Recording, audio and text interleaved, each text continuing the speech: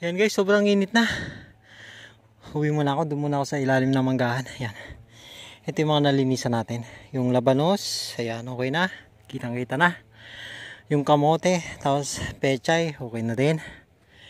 Yung labanos ulit, malinis na yan. Tapos yung pechay, okay na rin. Ayan o, kita nyo. Saka yung pipino natin, ayan, may balag na dyan. Ayos na yan guys. At ako'y nahihilo na sa init. Pahinga muna, alas 11:30 na eh. Doon na tayo, ayan. Ayan yung itsura ng garden ko guys. Mauna tong harvest yung pechay. Pag na-harvest ko yan, tatanim ko yung mga punla na nandun sa gilid. May punla ako dun, tingnan natin.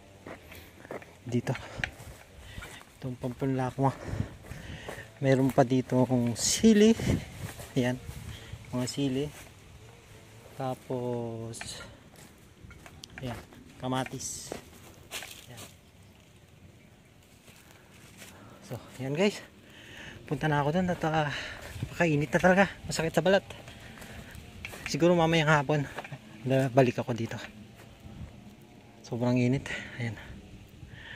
Hanggang sa muli guys. Bye bye.